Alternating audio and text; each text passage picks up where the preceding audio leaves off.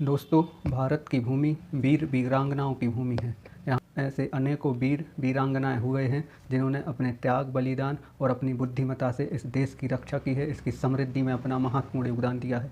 चलिए आज हम इसी क्रम में आपको आरएसएस अर्थात राष्ट्रीय स्वयंसेवक द्वारा आयोजित उस कार्यक्रम में ले चलते हैं जहाँ रानी अहिल्याबाई का पुण्य स्मरण करते हुए उनके द्वारा किए गए बहुआयामी कार्यों को स्मरण किया गया और साथ ही उनके जो बलिदान, उनका त्याग और उनकी जो विवेकपूर्ण नीतियां राष्ट्र के निर्माण में, राज्य के निर्माण में उनके द्वारा जो बनाई गई हैं उस पर भी चर्चा की गई। उनके जीवन से जुड़ी हुई अनेकों घटनाओं पर विद्वानों द्वारा प्रकाश डाला। चलिए इस वीडियो के माध्यम से हम उस कार्यक्रम में आपको ले चलते हैं। धन्यवाद। सभी को लेकर आए।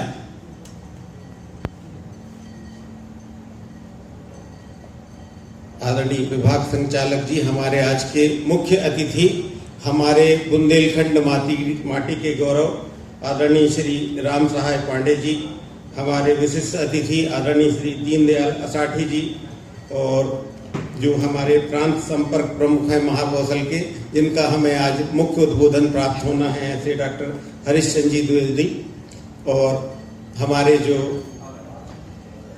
जिला सरसंघ चालक जी हैं श्री धीरेन्द्र मिश्र जी, मंच पर स्थान ग्रहण करें।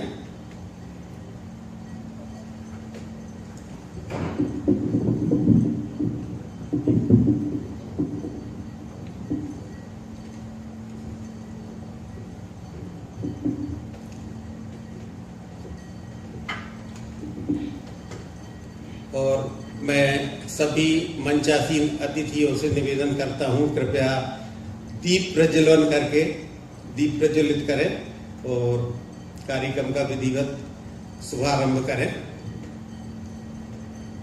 सभी से आग्रह है, मंचासीन अतिथियों से।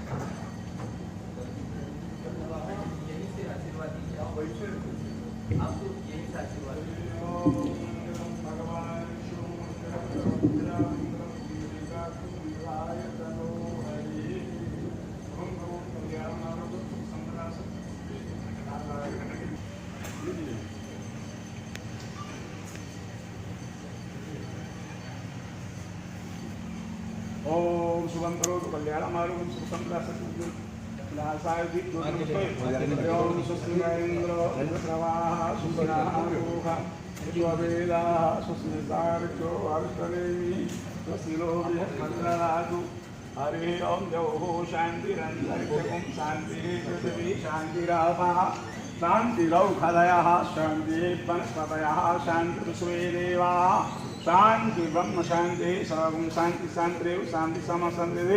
ओम शुभम करोतु कल्याणं आरोग्यं सुखं दा सद्बुद्धि नासा ज्योति नमोस्तुते विद्युते नमः। भारत माता की जय।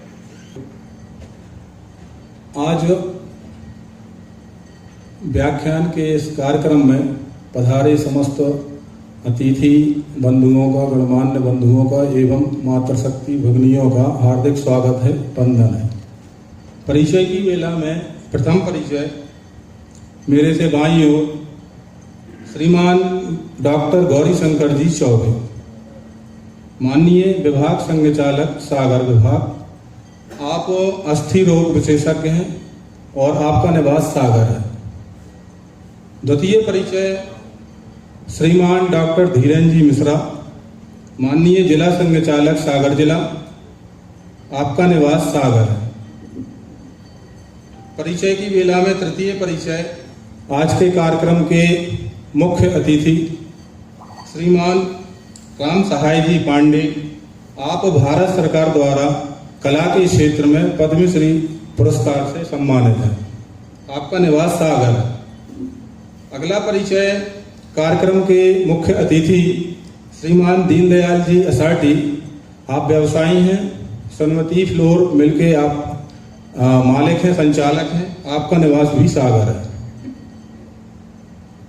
अंतिम परिचय आज के कार्यक्रम के मुख्य वक्ता डॉक्टर हरीशचंद्र जी द्विवेदी, प्रांत संपर्क प्रमुख महाकौशल प्रांत, आप महाविद्यालय में प्राध्यापक हैं, आपका निवास रीवा। परिचय के उपरांत कार्यक्रम व्याख्यान की प्रस्तावना एवं आगे के संचालन हेतु मैं नलिन जी जैन कला श्रेणी प्रमुख को मंच पर आने के लिए आमंत्रित करता हूं।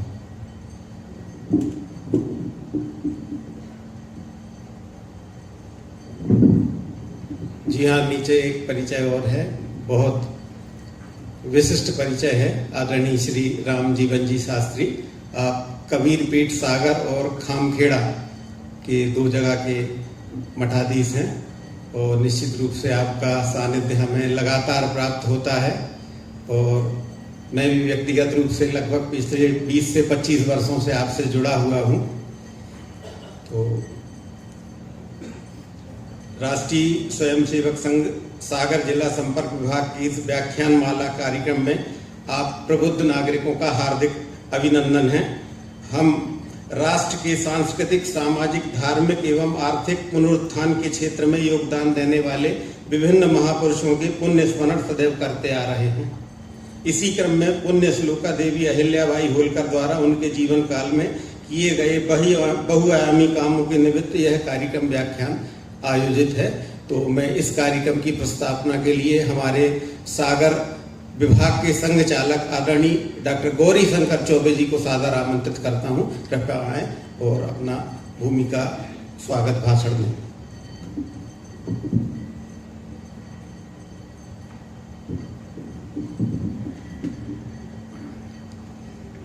राष्ट्रीय स्वयंसेवक संघ व्याख्यान माला के अंतर्गत आज लोकमाता पुण्य श्लोका अहिल्याबाई का व्याख्यान के लिए हम सब लोग यहाँ इकट्ठे हुए हैं और आज उनके 300वीं जन्म दिवस का पूरे साल भर हम लोग ये व्याख्यान माला इस तरह से शुरुआत हम लोगों की यहाँ से हो रही है।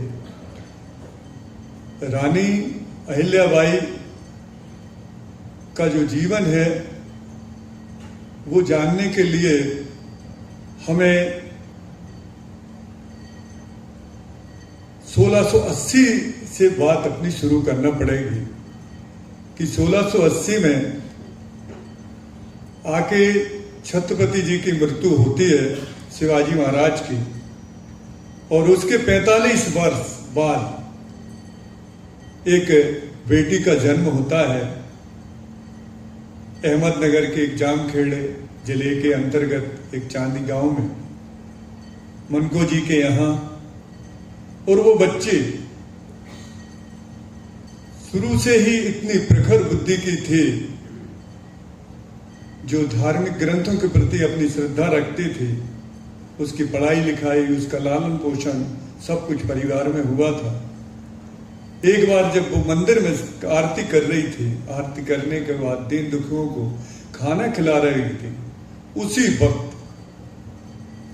मल्हाराव जो उस समय वहां के मालवा के सूबेदार हुआ करते थे, वो पूना जा रहे थे पेशवा के पास। तो रास्ते में एक गांव पड़ा और अपने पड़ाव के दौरान जब उन्होंने इस बच्ची को देखा तो देखा इतनी छोटी सी बच्ची, चेहरे पे शांत भाव, शांति, और जैसे हंसते हुए मुस्कुराते हुए एक गरीब लोगों को खाना खिला रही।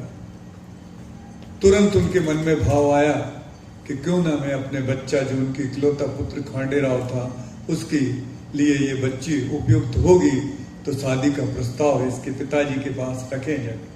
मनको जी से मिले, अपना प्रस्ताव रखा। मनको जी उनको पहले से ही जानते थे और ये वाली बात आगे बढ़ी और 8 वर्ष की उम्र में अहिल्याबाई की शादी, उस समय खांडेराव 12 वर्ष के हुआ करते थे। शादी हुई, 4 साल बाद गौना हुआ। उसके बाद एक गरीब घर से एक बच्ची महलों में आई। अपनी सास भाई का, अपने ससुर का उससे बहुत प्रोत्साहन मिला, अपनी बेटी जैसा उन्होंने रखा। धीरे धीरे आगे बढ़ी और बढ़ते बढ़ते उसने अपने राजकाज इतने छोटेपन में ही सब कुछ सीख लिया, लेकिन बात आगे नहीं चली। कुछ ही समय बाद जब खांडेराव का एक वैवाहिक जीवन, ये मान के चलिए कि 21 साल का वैवाहिक जीवन रहा होगा उनका, कि 29 साल की उम्र में अहिल्याबाई विधवा हो गई। कुंभेर का किला जीतने गया था खांडे राव, वहां उसकी मृत्यु हो गई। विधवा हुई, उन्हें सती होना चाहा, लेकिन मल्हार राव ने उन्हें मना कर दिया, तू मेरी बेटी जैसी है, मैं अकेला बेटे का दुख कैसे सह पाऊंगा। और उन्हें मान ली अपने ससुर बाबा की, और वो सती नहीं हुई। राजकाज में इंटरेस्ट लेना शुरू करा, सब तरह के विषय, जितने तरह के उनके यहाँ विषय होते उन पे उनने अपनी पूरी की पूरी, चाहे वो अर्थ से संबंधित विषय हो, चाहे किसी मतलब हर तरह जितने राजकाज में विषय होते हैं उनमें इंटरेस्ट लिया उन्होंने। और इसके दौरान उनके दो जो बच्चे हुए थे वो धीरे धीरे बड़े हुए, और उन वाले बच्चों ने आगे अपना जीवन शुरू किया, और देखा कि उनके ससुर साहब भी उनके चल बसे। ससुर साहब चले 1966 में, और 1967 में जो माले राव को उन्होंने अपनी गद्दी पे बिठाया, वो माले राव भी 1 साल के लिए रहा और वो भी चल गया। पति के मृत्यु, पिता के मृत्यु, पुत्र की मृत्यु, इतने पीड़ादायक समय से निकलकर रानी अहिल्याबाई ने अपने राजपाट को किस तरह से संभाला। चारों तरफ से दबाव आए, अब कौन शासन करेगा। आसपास के लोगों की निगाहें थीं कि चलो इनके शासन को अपने कब्जे में कर लिया जाए, और हुआ भी यही कि एक राघवन नाम का एक राजा इस चारों तरफ से सेना लेके उनके पास आया। लेकिन रानी अहिल्याबाई ने बड़े ही विवेक से इस वाले युद्ध को बिना लड़े ही उन्होंने जीत लिया। कैसे जीता कि उन्होंने अपनी स्त्री सेना बनाई थी, महिलाओं की सेना तैयार की। महिलाओं की सेना तैयार की, एक पत्र लिखा राघोजी को कि तुम बहुत बलवान हो, बहुत शक्तिशाली हो, पराक्रम है, शौर्य है, सब कुछ है, सेना बड़ी है तुम्हारी, लेकिन हमारी स्त्रियों की सेना है। यदि इतिहास में धोखाधड़ी से भी यदि जीत गई तो ये पूरे इतिहास में तुम मुंह दिखाने के लायक नहीं रहोगे। उसके मन में ये वाली बात बैठ जाती है, और वो कहता है मैं सिर्फ अकेला, चूंकि आपका पुत्र मर गया है तो मैं अकेला सिर्फ सद्भावना व्यक्त करने अकेले महल आ सकता हूँ। तो उन्होंने कहा महल तो आ सकते हो, सेना लाने की क्या जरूरत है, वैसे ही बिना सेना के डोली में बैठ के आप आ सकते हैं। और राघोजी ने फिर और सहयोग तक की आप वहाँ पर पेशकश की कि हम सहयोग भी करेंगे। इस तरह से उनका एक इतना विवेकपूर्ण शासन चला, इतने अच्छी वो शासक बनी, और इतनी न्याय प्रतिप्रियता थी उनमें कि वो हमेशा भगवान शंकर को साथ रख के चलती थी। दस्तखत करती थी तो श्री जी शंकर करके ही दस्तखत होते थे उनके। इस तरह से अहिल्याबाई का जो न्याय प्रियता का पूरा जीवन था। उन्होंने एक रस्सी बांध रखी थी जो द्वार महल के द्वार के बाहर लटकती थी। उन्हें जैसे आभास है कि आगे चल के द्वारपाल लोग शायद हमें मिलने नहीं दें, कोई यदि पीड़ित आए शायद समय पर उसकी पीड़ा ना सुन पाए, तो एक रस्सी को डायरेक्ट करके करवा रखा था कि वो रस्सी यदि खींची जाएगी तो उनके शयन कक्ष में वो घंटी बजाई सुनाई पड़े। इस तरह की न्याय प्रतिष्ठा था। उन्होंने अपनी बच्ची की भी यदि शादी की थी तो ऐसे बच्चे से की थी कि पहले से ही था कि जो न्याय प्रिय होगा, जो शौर्यवान होगा, जो अपने मातृभूमि को प्यार करता होगा, ऐसे ही बच्चे से शादी करेंगे। और इसी तरह से उन्होंने अपने दामाद यशवंत राव फणसे को चुना था।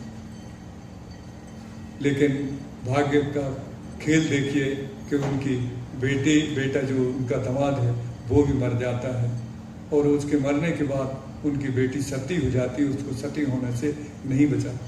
दुखों के बिल्कुल पहाड़ टूटने के बाद भी ऐसी अहिल्याबाई जिन्होंने पूरे एक धार्मिक जीवन को लेके, और जितना हमारा पुरी से लेके द्वारका तक, केदारनाथ से लेके रामेश्वरम तक जितने भी करीब 100 मंदिर होंगे ऐसे जिनका जीर्णोद्धार कराया, यानी 80% जीर्णोद्धार जितने मंदिरों का दिखता है वो अहिल्याबाई ने कहा। नए नए कुएं बनवाना, वृक्षों का लगवाना, महेश्वर साड़ी का उद्योग तो आज भी फेमस है कि जो शुरू करके गई थी। इस तरह से उन्होंने जहां भी अन्न की कमी हुई वहां अन्न के उनने क्षेत्र खुलवाए, प्यासों के लिए प्याऊ खुलवाई, यानी कोई सामाजिक जीवन का कोई कोना नहीं बचने दिया जहां की अहिल्याबाई ने अपना ऐसा कोई काम नहीं किया हो। और ऐसी अहिल्याबाई को यदि आज बच्चों से पूछा जाए तो ज्यादातर बच्चे जानते नहीं थे कि क्यों? क्योंकि हमने अपना सिर्फ यही सुना था कि भाई अकबर के टाइम पे दुर्गावती लड़ी, अंग्रेजों से लक्ष्मीबाई लड़ी, काफी इनको ज्यादा जानते थे लोग। लेकिन अहिल्याबाई न जाने किस कोने में हमने खो के रखा था उन्हें, क्यों नहीं उनको जानते थे। जबकि ऐसी थी जिन्होंने, ये समझ लीजिए कि उन्होंने 30 साल लगाए थे विश्वनाथ मंदिर के जीर्णोद्धार में। 108 साल बाद जीर्णोद्धार कराया था इस मंदिर का। ना जाने कितने काम उन्होंने अपने धार्मिक वाले इस वाले उसमें जीवन में कराए। एक इनका उदाहरण इस तरह का भी आता है कि जब वो काशी गई और काशी में पहुंचकर जब उन्होंने उनको बताया गया कि किसी संस्कृत के किसी विद्वान ने आपके ऊपर बहुत बड़ी किताब लिखी है, तो वो पहुंची कि आपने कुछ लिखा है हमारे पर। हाँ, ये बहुत बड़ा, हमने बहुत बड़ा एक आपके ऊपर किताब लिखी है। तो अपने साथ में गए थे जो खजांची वगैरह, उनसे कहा कि सोने की मोहरें निकाल कर ये दे दो इन महाराज जी को। तो आप सुनना नहीं चाहेंगी, मैं सुनाना चाहूँ कुछ भी। तो बड़े ही उदास भाव से उन्होंने वो वाली मोहरें वगैरह दी और उन्होंने कहा कि ग्रंथ मुझे दे दीजिए। और अपने ही सामने उन्होंने कहा कि इस ग्रंथ में कुछ पत्थर बांध के और इसमें मैं नर्मदा मैया में इनको सिरा दूंगा। वो कहीं ऐसा क्यों कर रही हैं आप? तो मैं इसलिए कर रही हूँ कि राजा रानियों के इनके बारे में ये वाली चीज मैं आपने लिख दिया तो मैं खुश हो जाऊं। जिस ग्रंथ में मेरे शंकर का वर्णन ना हो, जिस ग्रंथ में मेरे राम की चर्चा ना हो, जहाँ भगवान की चर्चा, वो ग्रंथ मेरे किस काम का। इस तरह की थी अहिल्याबाई, जिन्होंने अपना पूरा जीवन समाज के लिए, उत्थान के लिए, समाज के कार्यों के लिए दिए। और बाकी विस्तृत रूप से हमारे भाई साहब हरिश्चंद्र जी भाई साहब मुख्य वक्ता हैं, वो इस पर प्रकाश डालेंगे। बहुत बहुत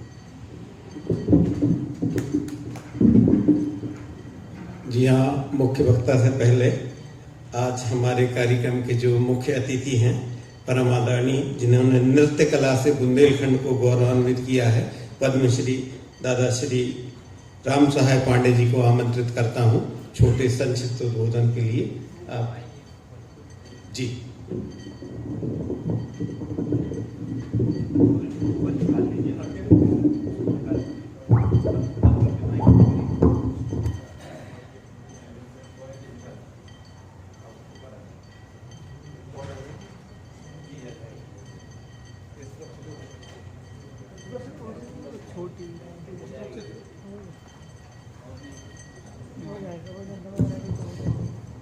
जय हिंद, जय भारत। भैया सबको सीताराम। मैं ये कहता हूँ भैया, जो आपने बोली है कि झांसी वाली रानी रही है, झांसी वाली रानी नहीं रही। एक बुंदेलखंड की और अपने भारत की शान रही है, जिनने अपने दम पे लड़के बच्चा के दाने पीठ पे बांधा और लड़के और अंग्रेजों से लड़ी है। लेकिन कुछ आदमियों ने उनके संगे गद्दारी करके उनके लाने आकर को ग्वालियर में जाके अपनी आत्मा शांत करने लगे। तो अपनी इस बुंदेलखंड में और अपने भारत में ऐसी ऐसी औरतें हो गई हैं कि जिनके लाने आप कह नहीं सकते। तुम्हारी कार मध्य प्रदेश में तो जानकी जी आ गई थी है, और जानकी जी ने इतना ही जब कुछ को बता दो तो तुम्हारे बुंदेलखंड नहीं मिलता तो कोई और कहूँ ना तो मध्य प्रदेश में आता तो है। तो अपने थे क्या एक से एक वीर हो गई है और एक से एक वीर अब भी पैदा है कि जो मध्य प्रदेश में और बुंदेलखंड में और पूरे भारत में अपना नाव करे हैं। ऐसी अहिल्याबाई है, झांसी वाली है, गौरवाना से भाई है। तो एक से एक हो गई है और एक से एक होती जाएगी और अपना भारत कभी नीचे नहीं रहा है और नीचे रहेगा। और मेरी बहनें हमें आगे अपनों कार्य झंडा के दाने जो करती रहेगी और आगे बढ़ाती रहे। जय हिंद, जय भारत।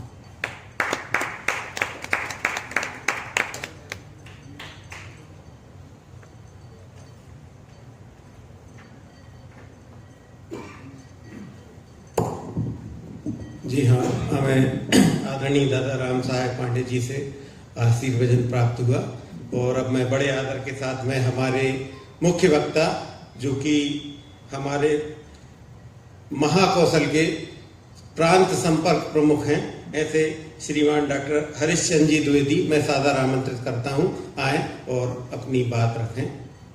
देवी अहिल्या।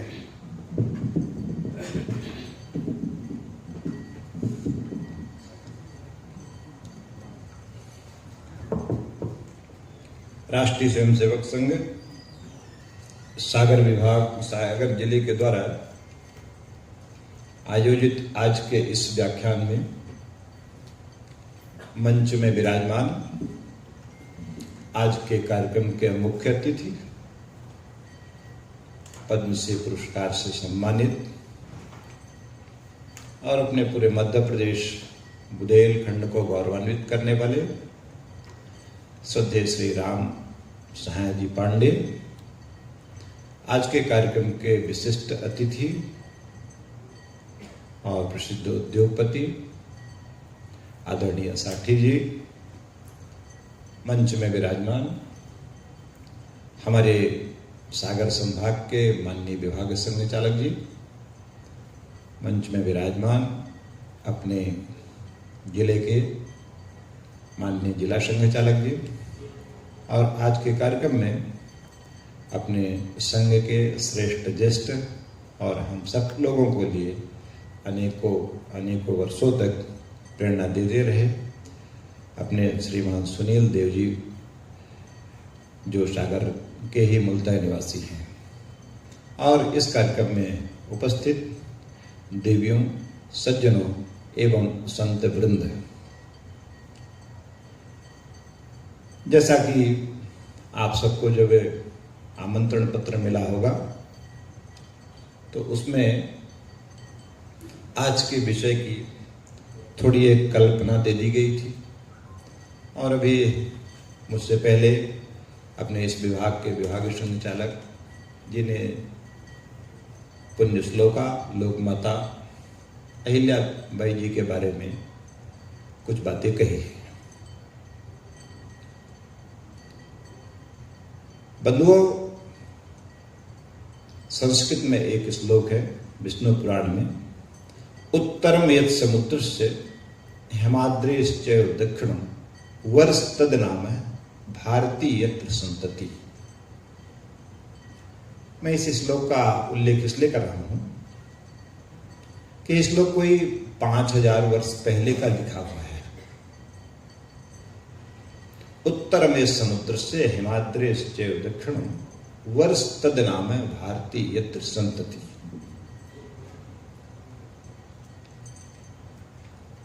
तो दुनिया एक थोड़ा अगर पूरे विश्व का एक मानचित्र देखें और उसमें कल्पना करें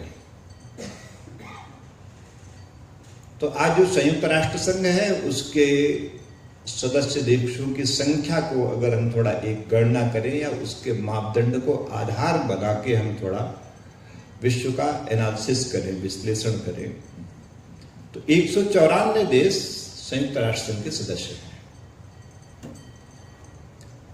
अब अगर थोड़ा उन देशों के बारे में विचार करेंगे तो उनके उत्पत्ति और पतन, उनके निर्माण की बात, तो ये कोई 1000-2000 वर्ष के कालखंड के हैं। विश्व के ऐसे कोई देश मिलने के लिए थोड़ी कम संभावना मिलेंगे अगर हम पूरी दुनिया का इस अध्ययन करें कि कोई देश ऐसा 3000 वर्ष पुराना हो। आप थोड़ा कह सकते हैं कि मिस्र की पिरामिड का उल्लेख विश्व के उसमें मिलता है, वो भी कोई एक 3000 वर्ष कालखंड के अंतर्गत है। थोड़ा और होगा जो प्राचीन राष्ट्रों में से एक चीन भी मिलता है। लेकिन ये जो मैं पहला श्लोक कहा हूं, उत्तर में समुद्र से हिमाद्रेश से दक्षिणम वर्ष तद नाम है भारतीय संतति। 5126 वर्ष पहले महाभारत का युद्ध हुआ था।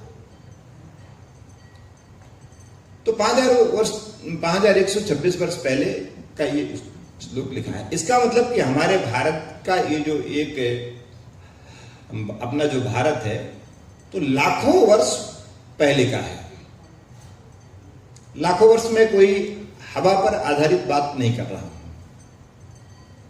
मैं इस तथ्य के आधार पर, वैज्ञानिक तथ्य के आधार पर कह रहा हूं कि अभी जो राम सेतु है, तो राम सेतु का दुनिया की जो सबसे बड़ी वैज्ञानिक संस्थान है, जिसको नासा कहते हैं, उसने उसका मानचित्र उपग्रह से लिया, सैटेलाइट से लिया।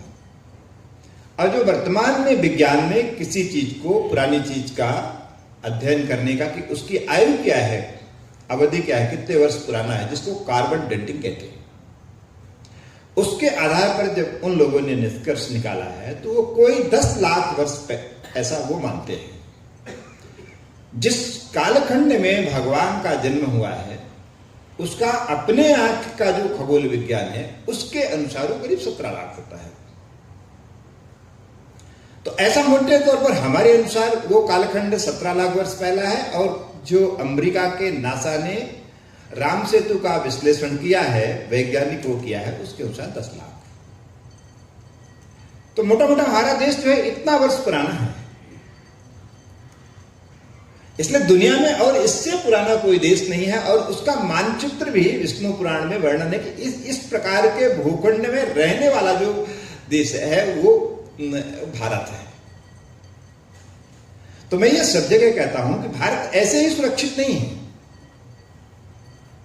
कि भारत में कुछ हुआ नहीं, भारत ने उत्थान और पतन नहीं देखा। तो अगर कोई राष्ट्र, कोई समाज, कोई संस्कृति, कोई सभ्यता बचती है, तो वहां का सबसे बड़ा जो समाज होता है, उस समाज के कारण बचती है। ये सेनाएं, सत्ताएं बदलती रहती हैं, लेकिन समाज शाश्वत रहता है। समाज के मूल्य ये शाश्वत रहते हैं। उसके आधार पर भारत का जो एक समाज था, तो वो भारत का समाज के एक मूल्य है, एक दिनचर्या है, एक जीवन जीने की दिशा है, समाज के का एकात्मता भाव है। ये समाज का, भारत के समाज के लोगों का स्थिर है और शाश्वत है। इसके आधार पर यह भारत जो है इतने पुराने वर्षों से बचा हुआ है। अन्यथा कहना न चाहिए, लेकिन इकबाल ने लिखा कि रोम और यूनान मिट गए। विश्व के मानचित्र में आज भी रोम भी है, यूनान है, क्या मिटा? उनकी संस्कृति मिटी, उनकी सभ्यता मिटी, उनकी जीवनचर्या बची, उनकी पूजा पद्धति मिटी, और उनका जो प्राचीन था वो सबके सब। विश्व के मानचित्र में देश है, लेकिन भारत आज भी हमारे देश में वो सब चीजें विद्यमान है। तो देश को ऐसे, जब किसी देश को बचाना होता है, उसकी संस्कृति का संरक्षण करना होता है, और पूर्वजों ने जो किया, इसके लिए 2 बातें बड़ी महत्वपूर्ण होती हैं। पहली तो महत्वपूर्ण ये बात होती है कि अपने इस परंपरा को कायम रखने वाले राम काल से लेकर और आज तक, या राम जी के पहले के जो वैदिक ऋषियों से लेके, वैदिक काल से लेके आज तक, इस प्रकार का जीवन मूल्य को संरक्षण, संवर्धन, पोषण करने वाले कौन कौन महापुरुष थे? एक तो ये, और दूसरा उस राष्ट्र का लोकमन के व्यवहार में क्या क्या चीजें हैं जिसके कारण वो लोक संस्कृति, लोक जीवन, वहां की सभ्यता, वहां की संस्कृति, वहां का जीवन मूल्य बचा हुआ है। इसलिए आज हम जब इस व्याख्यान को आगे गति देंगे तो इन 2 बातों पर हम थोड़ी चर्चा करेंगे। एक तो ये कि ऐसे महापुरुष जिन्होंने, तो जैसा मैं कहा कि अपना देश बहुत पुराना नहीं है, तो महाभारत काल का थोड़ा उल्लेख किया। ऐसे ईसा से करीब 300-400 वर्ष पूर्व भारत में ऐसे करीब है 2-3 ऐसे मान के चलिए कि विदेशी लेखक भारत आए थे, जिन्होंने भारत के बारे में क्या कहा, थोड़ा यह भी समझने का विषय है। भारत कैसा था, आज हमारे मनस में उस भारत के बारे में क्या कल्पना है। तो एक तो हेरोडोटस नाम का एक भारत में आया था। ये करीब ईसा से 484 वर्ष से और 425 वर्ष के पूर्व का है। उसने एक पुस्तक लिखा है हिस्टोरीज। तो लिखता है कि भारत की समृद्धि दुनिया के जो मैं देश देखा हूं उनमें सर्वाधिक है। अत्याधिक आर्थिक संपन्नता और अत्याधिक आर्थिक व्यय होता है। यह ईसा से 500 वर्ष 400 वर्ष पूर्व की पहले की बात है। ऐसे ही उस समय एक बड़ा, ऐसे मान के चलिए कि यात्री भारत में आया था मेगास्थनीज। उसने एक पुस्तक लिखी इंडिका। इंडिका में भी वो लिखता है कि भारत के व्यापारिक संस्थान इतने बड़े हैं कि उतना अन्य दुनिया के किसी देश में नहीं है। ये वेंगनस्नी लिखता है करीब ईसा से 300 वर्ष पूर्व। तो ये भारत ऐसा ही नहीं था कि आज है, या ऐसा नहीं कि जैसा हम इतिहास में पढ़ते हैं कि भारत गरीब था, ये था, इत्यादि इत्यादि। ईसा से पहले और महाभारत काल की में थोड़ा उसका वर्णन नहीं किया कि उसको आप लोगों ने देखा है कि उस समय ब्रह्मास्त्र थे, उस समय संजय बैठे बैठे और जो है तो पूरी कथा कह रहे थे। काल्पनिक नहीं है, वो सब सत्य बातें थी। कल्पना तब होती है जब आदमी कुछ उसमें सत्यता रहती है। मान लीजिए आज हमारे और आपके पास मोबाइल से, अब मोबाइल से हमारे पास जितनी क्षमता का होगा थोड़ा और अधिक क्षमता के बारे में, उसके बारे में विचार कर सकते हैं कि इस प्रकार से भी होते हैं। वैसे तो ऐसे ईसा से पूर्व ही भारत एक बड़ा समृद्ध देश था, बड़ा वैभवशाली देश था, बहुत शिक्षित देश था। और वह वैभवशाली और संपन्नता, तो इसके बारे में थोड़ा अगर विचार करेंगे तो ऐसे इन तीन लोगों ने, ये जो 2-3 लोग ईसा से पहले भारत में आए, उसने भारत के बारे में 3 बातों पर थोड़ा ध्यान केंद्रित किया। उसमें एक और यात्री ईसा के बाद आया था, फाहियान, चीनी यात्री। चीनी यात्री ने भारत के बारे में 3 बातों पर विशेष रूप से लिखी। मैं थोड़ी भारत के बारे में इसलिए करता हूं कि हम भारत के नागरिक हैं। देश के सामने हमारे पास क्या चुनौती है, हमारे पूर्व और हमारा देश कैसा था, यह समझना थोड़ा हम सब देश के नागरिकों के लिए और खासकर ऐसे लोग जो समाज में अपना प्रभाव रखते हैं उनके लिए जरूरी होते हैं। फाया ने 3 बातों का जो उल्लेख किया। एक तो ज्ञान के बारे में वो लिखता है कि भारत में शिक्षा का बड़ा महत्व था और उसमें गणित, खगोल विज्ञान और चिकित्सा विज्ञान उत्कर्ष स्थिति में था, ऐसा उसने लिखा है ज्ञान के बारे में फाहियान ने। ऐसे उन्होंने भारत के लोगों के व्यवहार के बारे में लिखा है कि भारत के लोगों का व्यवहार कैसा था। तो भारत के लोगों के व्यवहार के बारे में लिखा कि भारतीय लोगों में अतिथि देवो भव का बहुत बड़ा स्थान है। ना जाने किस देश में भगवान मिल जाए, ऐसा हम लोग कहते भी हैं।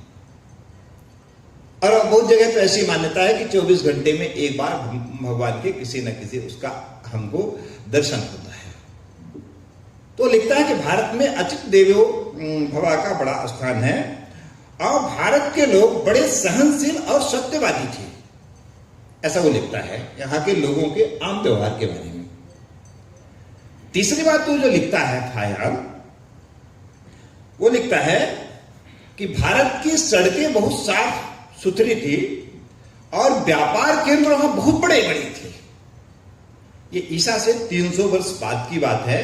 और जिन 2 बड़े उनका मैं उल्लेख किया, जिसमें एक हेरोडोटस और एक मेगनेस्टीज, ये ईसा से पहले के थे। यानी इनके बीच में कोई 700-800 वर्ष का कालखंड का अंतर था, लेकिन सबने वो बातें समान लिखी।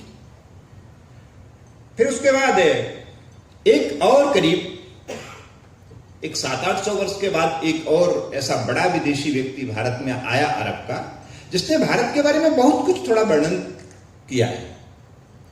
उसका नाम था बारूद्दीन, अरब का लेखक था। उसने एक पुस्तक लिखी जिसका नाम था किताब उल फतूह। उसमें भी भारत की समृद्धि के बारे में लिखता है कि मैं लगता है कहां आ गया हूं, और संसार में अगर हम अन्य देशों के बारे में जितना देश वो देखा होगा अरब के, उसने कहा कि जिस मार्ग से मैं आया हूं तो ऐसी समृद्धि और ऐसा वैभव कहीं नहीं देखा। उसने भी भारत के बारे में बहुत कुछ लिखा।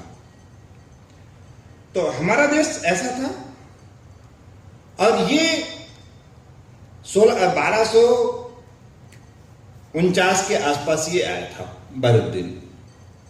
ये हमारे देश की समृद्धि थी, ये हमारे देश का वैभव था।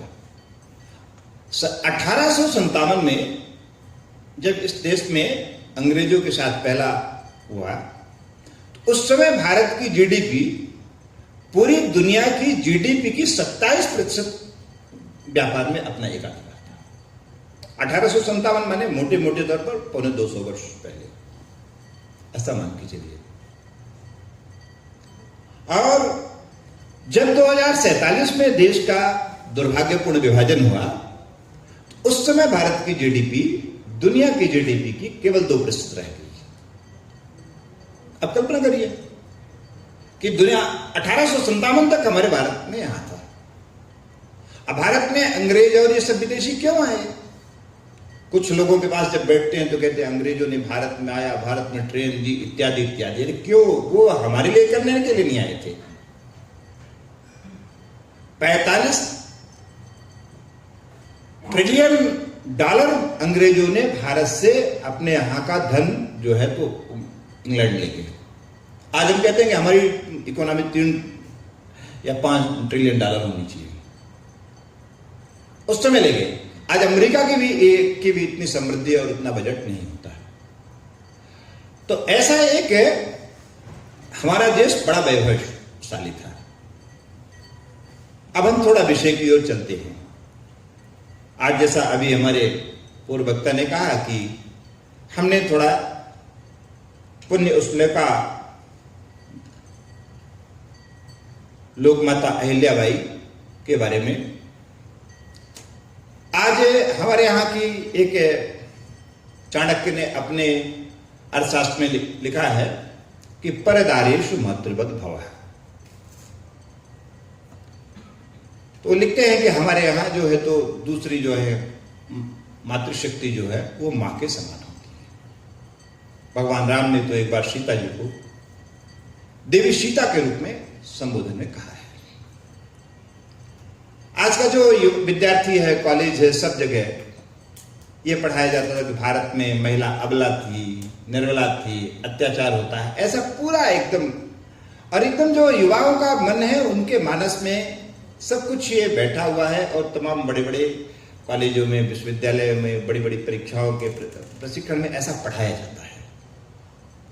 इसलिए वो जो युवा पीढ़ी है उसके मन में लगे ऐसा कुछ था नहीं भारत में। जो कुछ महिलाओं को अधिकार मिला, जो कुछ महिलाओं ने सीखा, जो महिलाओं का सशक्तिकरण हुआ, तो अंग्रेजों ने भारत में दिया। लेकिन इस महाकौशल क्षेत्र के अंतर्गत ही कोई 500 वर्ष पहले रानी दुर्गावती हुई थी, जिनका यहीं जबलपुर में फिर अंत में प्राणोद का उत्कर्ष किया। 1500 के आसपास की बात है।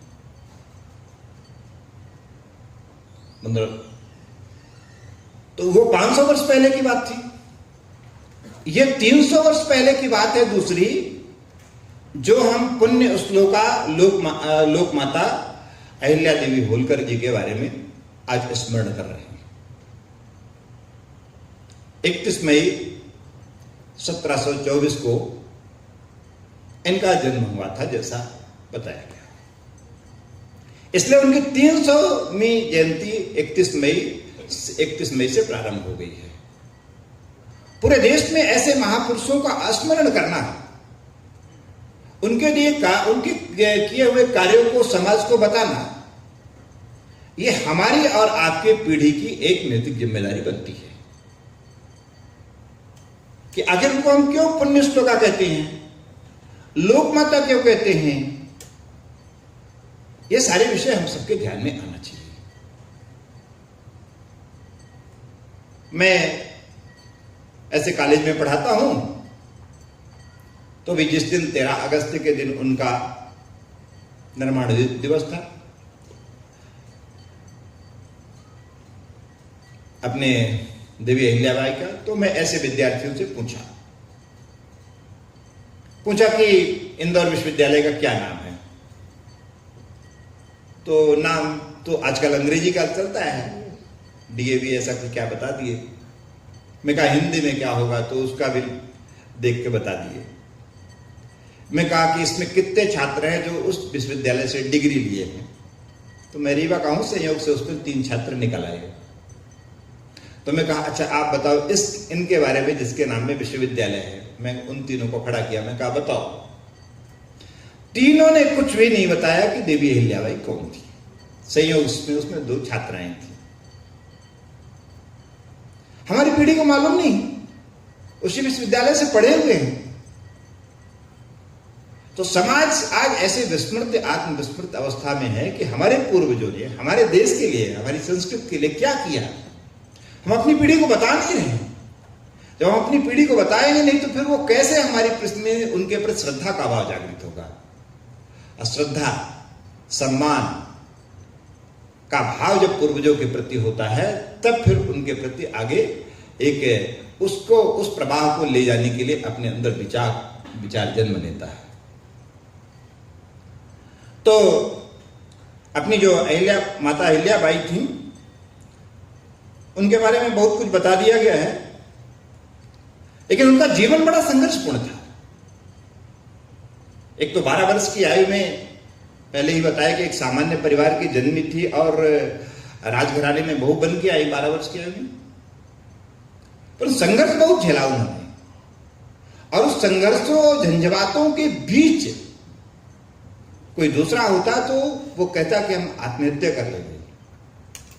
आपने जैसा बताया कि उन्होंने कहा कि हम क्षति हो जाएंगे, तो लोगों ने रोका, समझाया। अपने जीवन में 5 पुरुषों का उन्होंने निधन देखा। अपने ससुर का देखा, अपने पति का देखा, अपने पुत्र का देखा, अपने दामाद का देखा, और अपने दामाद का भी अपने जीवन काल में देखा, अपने पति का भी देखा, अपने पुत्र का भी देखा। अभी 3 ऐसे घटनाएं किस महिला को या किस व्यक्ति को नहीं आंदोलित कर देगी कि क्या ये सब बेकार है। लेकिन जिसके अंदर, जिस व्यक्ति के अंदर आध्यात्म भाव का जागरण हो जाता है, उसको वो व्यक्ति जो है, तो इसको बड़ा क्षणभंगुर मानता है। फिर ये मानते कि प्रभु ने यही रचा है तो क्या करें। इसलिए शेष जीवन के कालखंड में हमें जो जीवन मिला है, उसके लिए हम इदम राष्ट्र इदम नमन के रूप में काम करें। वैसे लोकमाता अहिल्याबाई थी, उस शिव की बड़ी भक्त थी। अब फिर हम कहते हैं ना, सत्यम शिवम सुंदर, जो इस बात को शब्द से नहीं व्यवहार से साक्षात कर लेता है कि सत्य ही शिव है और शिव ही सुंदर है, वो फिर इन चीजों से मृत्यु, जीवन के मृत्यु और जन्म से ऊपर हो जाता, अपग्रेड हो जाता है। उसके अंदर वो अंदर चेतना और अंदर वो आती है कि उससे थोड़ा ऊपर हट जाता है। इसलिए ये झंझावातें आई उनके जीवन में, 5 और 18 मातृशक्तियां उनके जीवन में गई। परंतु इन झंझावातों से क्यों ऊपर उठ गई? क्योंकि उनके अंदर आध्यात्मिक चेतना थी, आध्यात्मिक प्रवाह था, शिव की बाल्यकाल से भक्त वो थी। यह व्यक्ति को अपने जीवन को ठीक दिशा में ले जाने का प्रयास करता है। कोई 29-30 वर्ष तक वो राज्य व्यवस्था अपनी संभाली, और उनको हम मोटे मोटे तौर पर ऐसा मान सकते हैं कि इस राज्य व्यवस्था में कोई ऐसी छोटी राज्य व्यवस्था नहीं थी। इंदौर काफी बड़ा क्षेत्र था। इंदौर का जो होलकर का वो मालवा का क्षेत्र था, काफी बड़ा था। और कल्पना करिए कि जब उन्होंने 1700 के आसपास से 1745 के आसपास उन्होंने अपना राज्य संभाला था 45-46 में, तो क्या अन्य राजाओं ने उनको ऐसे ही छोड़ दिया रहा होगा कि उनके पुत्र का भी निधन हो गया, दामाद का भी निधन हो गया, तो अन्य राजाओं ने भी सोचा कि उस राज्य को मैं अपने कब्जे में ले लूं। लेकिन शिव की भक्त थी, वीरांगना थी, इसलिए उन्होंने अपने बुद्धि कौशल से, चातुर्यता के साथ सबका मुकाबला किया और उसका अच्छा, इसलिए वास्तव पर जो अपनी लोकमाता पुण्य श्लोका देवी अहिल्याबाई थी, उनको the model of good governance के रूप में भी कहते हैं। The model of good governance, क्योंकि उनके यहां का जो प्रमाण मिलता है, अपने यहां इतिहासकारों ने जो लिखा है कि उन्होंने अपने उसमें 47 विभागों की ऐसी रचना की, 37 विभागों की रचना की थी, और सबके एक एक वो प्रमुख बनाए थे। उनके जैसे शिवाजी महाराज के उसमें अष्टप्रधान थे, वैसे अष्टप्रधान की व्यवस्था उनके यहां भी थी। उनके साथ वार्ताएं करती थी, संवाद करती थी, और सब विषयों का उनका गहराई से ज्ञान था। और तो और जैसे आजकल विदेशों में अपने राजनयिक नियुक्त किए जाते थे, ऐसे माता अहिल्याबाई ऐसे करीब 15 राज्यों में अपने वकील रखी थी। जैसे आज की जो प्रतिनिधियां हम कह सकते हैं राजदूत, इस प्रकार के लोग नियुक्त थे, ताकि उनसे भी हमारा संवाद रहे, वहां क्या चल रहा मुझे जानकारी मिलती रहे। उनको यह मिला कि अब जो है तो हमारे पास सैन्य के बारे में तो एक केवल ऐसे ही नहीं था। माता जो अहिल्याबाई थी, उन्होंने एक अपनी शासिका के रूप में बड़े मतलब हर क्षेत्रों में थोड़ा बहुत विशेष ध्यान रखा। जैसे मुझे ऐसा लगता है कि जिसको मैं प्रारंभ में कहा कि हमारे यहां कहा जाता है मातृशक्ति अबला है, कि कुछ नहीं था। रानी अहिल्याबाई ने अपने शासनकाल में 500 महिलाओं की सैन्य टुकड़ी बनाई थी। आप दुनिया के इतिहास में खोजने चले जाओ, 1700 के आसपास में कहीं मिल जाए तो मुझे बताओ। इसलिए हमें मालूम रहना चाहिए कि हमारे पूर्वजों ने क्या किया। हम कहीं उस बात को कह सकते हैं साहस के, ये इतिहास में लिखा हुआ है कि 1700 में हमारे यहां सैन्य टुकड़ियां हो गई थी। तो एक तो सैन्य टुकड़ी थी, दूसरा महिला सशक्तिकरण के लिए उन्होंने जैसा अभी उल्लेख किया कि वहां महेश्वर की साड़ी बड़ी प्रसिद्ध है। मातृशक्ति, आत्मनिर्भर होना चाहिए, इसलिए उनके द्वारा इस प्रकार की साड़ियां बनाई जो भारत के साथ उस समय भी तमाम विदेशों में उनको की व्यवस्था आपस में की गई थी। ऐसे युद्ध कौशल में जो 500 की जो वो महिलाओं की टोड़ी थी, तो स्वयं अच्छा युद्ध कौशल में वो महारत उनको शामिल थी, और उन सबको युद्ध कौशल में बहुत प्रवीण की थी। एक कहीं युद्ध चल रहा था तो उनके पास जो पुराने अस्त्र शस्त्र थे वो सारे पुराने दिख रहे थे, और अंग्रेज जब आ गए थे तब तक भारत में नए अस्त्र शस्त्र आने लगे थे। तो अपने शास्त्रागार को आधुनिक करने के लिए उस समय अहिल्याबाई जी ने क्या, एक अंग्रेज को अपने यहां वेतनिक अधिकारी रखी, और फिर वो बारूद बनाने की फैक्ट्री और तोप बनाने की फैक्ट्री भी अपने कार्यक्षेत्र के अंतर्गत अपने राज्य के अंदर उस समय विकसित कर ली थी। तो जो जिसका सोच देशव्यापी होता है, अपनी सीमाओं को सुरक्षित रखने का होता है, तो ऐसे जैसे शिवाजी महाराज ने भी उस समय नौसेना का निर्माण किया था, वैसे इस समय 1746 के बाद जब अपनी अहिल्याबाई अपने उसको राज संभालती हैं, तब अपने सेना के सशक्तिकरण के लिए उन्होंने अपने यहां जो है तो अपना सैन्य उसके लिए काफी प्रयत्न किया। और तो और शिवाजी महाराज ने भी अपनी एक मुद्रा प्रारंभ की थी, सभी राजा करते थे उस समय। देवी अहिल्याबाई ने भी एक अपनी मुद्रा चलाई थी और उस मुद्रा का नाम जो था श्री शंकर आज्ञावारून, उस मुद्रा का नाम था श्री शंकर आज्ञावारून, अर्थात शिव जी की आज्ञा के अनुसार। शिव की तो इतनी परम भक्त थी, जैसे शिवाजी महाराज अपने समर्थ गुरु रामदास के बड़े भक्त थे, वैसे ये शिव की इतनी भक्त थी कि सारा का सारा ये कहती थी सब शिव करा रहे हैं, उन्हीं के चरणों में अर्पित कर देती थी। तो उन्होंने राजमुद्रा भी चलाई और वो जो राजमुद्रा चलाई तो 12 उन देशों के साथ जो उस समय राज्य थे उनके साथ जो समझौते हुए थे, तो उनके साथ एक समझौते का अंग यह भी था कि हमारी मुद्रा आपके राज्य में चलेगी और आपकी मुद्रा हमारे यहां चलेगी। जैसे इस समय भारत का है, भारत की मुद्रा करीब करीब इस समय 25 देशों में मान्य हो चुकी है। 25 देशों के साथ भारत के लोग अब रुपए का व्यापार करने लगे। तो ऐसे भारत की मुद्रा जैसे भी देशों में बढ़ेगी वैसे भारत की मुद्रा का होगा। तो रानी देवी अहिल्याबाई, एक थोड़ी और बात आई है इतिहास में कि उन्होंने अपने देवी अहिल्याबाई पहले तो इंदौर में अपनी राजधानी रखी थी, बाद में जब उनके पुत्र के मृत्यु हो जाती है तब उसको थोड़ा नर्मदा के तट में महेश्वर में ले जाके अपने उसको बनाई थी। एक बड़ा जो विषय देवी अहिल्या के बाई के बारे में था कि उनका सारे विषयों के बारे में एक राष्ट्रीय दृष्टिकोण था। राजा होना या ना होना एक अलग विषय है, राज्य को चलाना ना चलाना अलग विषय है, परंतु संपूर्ण राष्ट्र के प्रति राष्ट्रीय भाव जब कोई रखता है तो उसके लिए उस प्रकार से वो फिर विचार करता है। तो जैसे वो राष्ट्रीय भाव के बारे में कहती थी समस्त भारत की जनता एक है और भारत हमारा एक राष्ट्र है।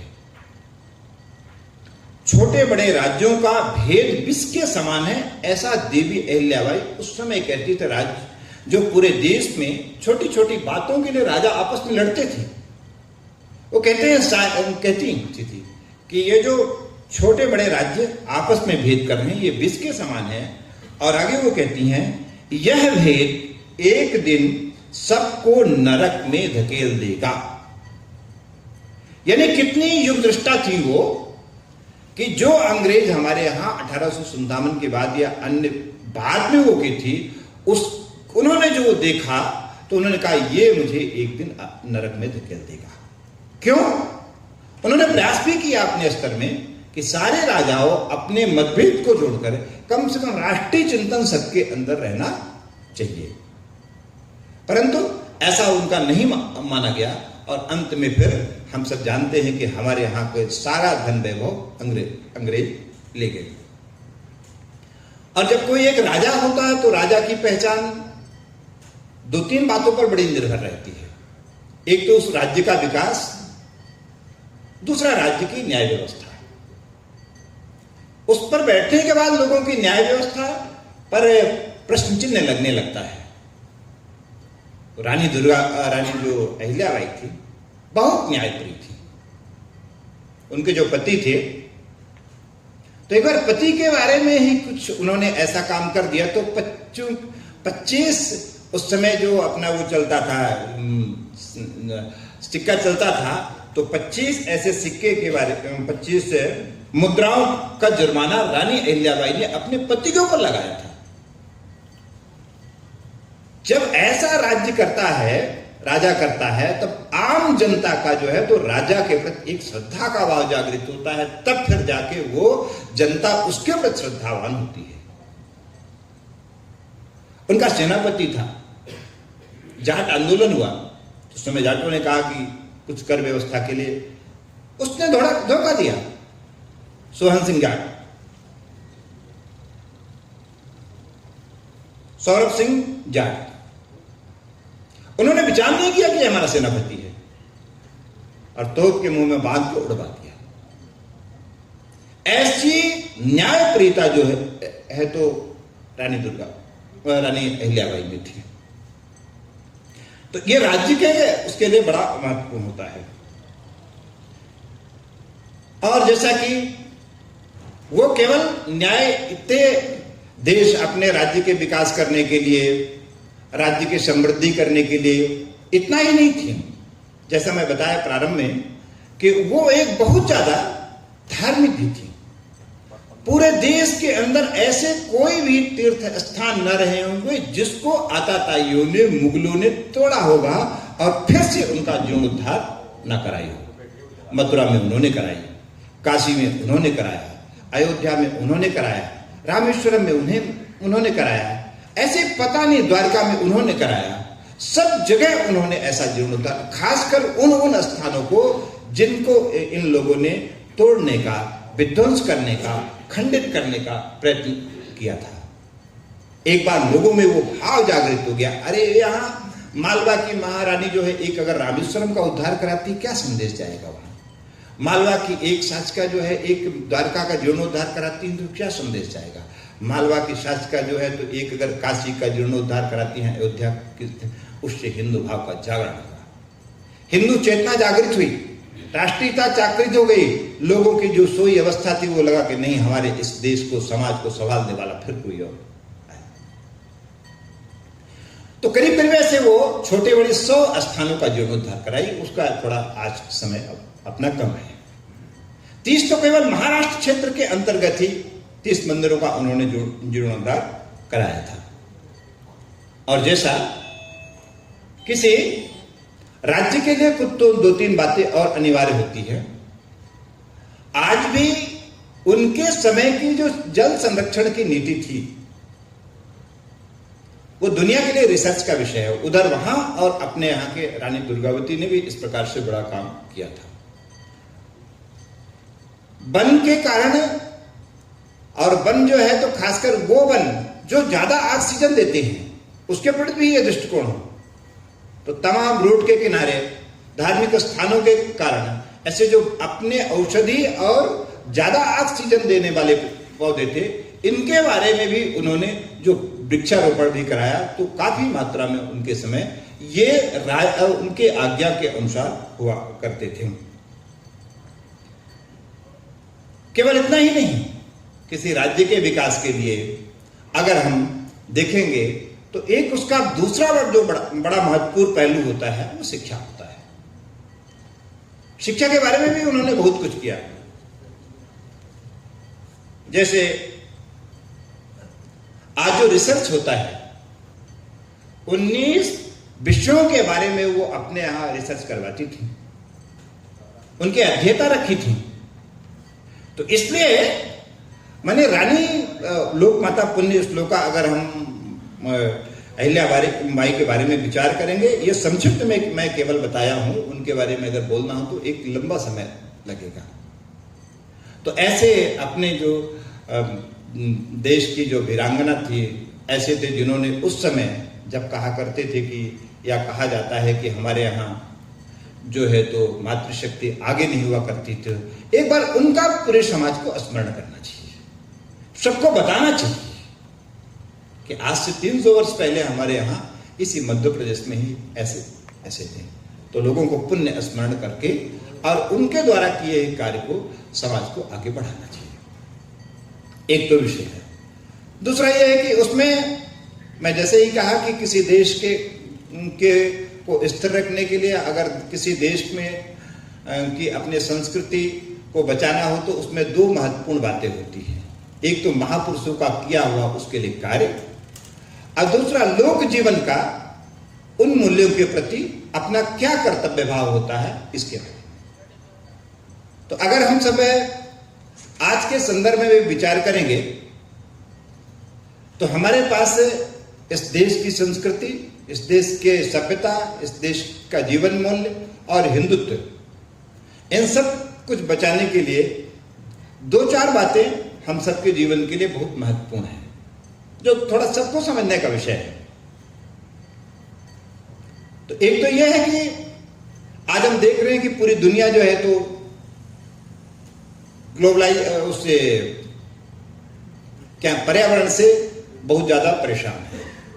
हम सब लोगों ने देखा होगा कि अभी अरब के देश में जहां पानी नहीं गिरता था, तो या तो ये कहिए कि भगवान की कृपा है कि वहां भी एक मंदिर बन गया है। इस वर्ष राम जी के मंदिर के लोकार्पण के कुछ ही दिनों के पश्चात एक वहां भव्य राम मंदिर बना सऊदी अरब में। और वहां के राम मंदिर बनने के पश्चात वहां इतनी ज्यादा बारिश हुई जहां कभी बारिश नहीं होती थी। अमेरिका जैसे स्थान में जहां 15-20 फीट वहां के उसमें हवाई अड्डों में मोटी बर्फ जम जाती, तो पूरे देश में एक पर्यावरण का संकट खड़ा हुआ है। तो उस संकट से कौन बचाएगा? तो उस संकट से बचाने के लिए उसका एक माध्यम केवल भारत ही। भारत, जब मैं 2000 वर्ष पहले की बात किया, 5000 वर्ष पहले की बात किया, तो भारत ने विकास भी किया था, सतत विकास किया था। सतत विकास में यह होता है कि प्रकृति का संरक्षण करके हम विकास करते हैं, लेकिन वर्तमान का जो मॉडल चल रहा है पश्चिम का, उसमें प्रकृति का शोषण करके विकास चल रहा है। हम जब विकास करते थे तो अगर हम एक फूल तोड़ते थे तो 5 फूल कैसे लगाना चाहिए, ये हमारे जीवन की जीवनचर्या में लोगों की उसमें थी। तो जीवनचर्या में लाने के लिए अनेक प्रकार के थे। माध्यम क्या था? हमने नदी को माता माना, हमने पर्वत को पिता माना, हमने चंद्रमा को मामा माना, हमने सूर्य को पिता माना, हमने गाय को माता माना, हमने नीम के वृक्ष को देवी माना, हमने तुलसी को माता माना। मतलब एक एक कण के नर्मदा से निकलने वाले कंकड़ को हमने, पत्थर को हमने साक्षात ब्रह्म शिव को का साक्षात्कार किया। क्यों? हमारी आध्यात्मिक चेतना भी जागृत रहे और हमारा पर्यावरण भी सुरक्षित रहे, इसलिए हमने ऐसा क्यों कहा।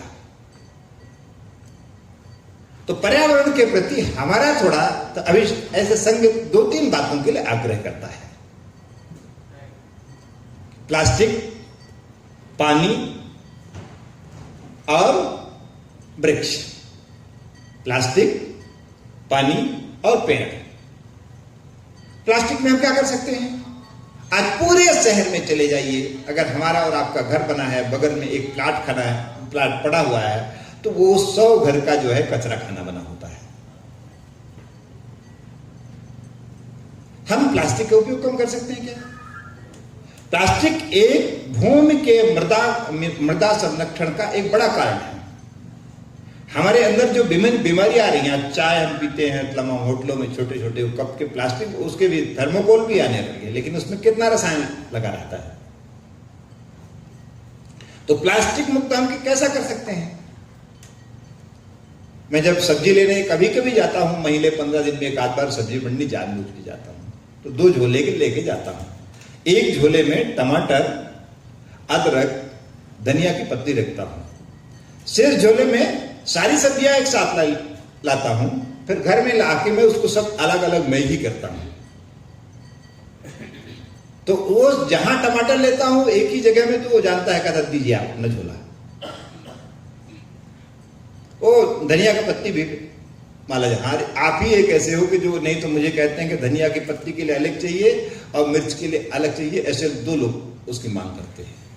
हमारे जीवन में कैसा होता है? छोटी छोटी बातों का अनुमान। हमारे यहाँ शादी होता है, ब्याह होता है, हम प्लास्टिक का उपयोग कितना न्यूनतम कर सकते हैं? प्लास्टिक, पानी, कुछ चीजें ऐसी हैं उसको बना नहीं सकते। ये बिल्डिंग है, इस बिल्डिंग जैसे दूसरी बिल्डिंग बना सकते हैं, लेकिन पृथ्वी में जल कितने प्रतिशत है उसको हम आप नहीं बढ़ा सकते। विज्ञान उतने में ही स्थिर है। जल को हम बना नहीं सकते।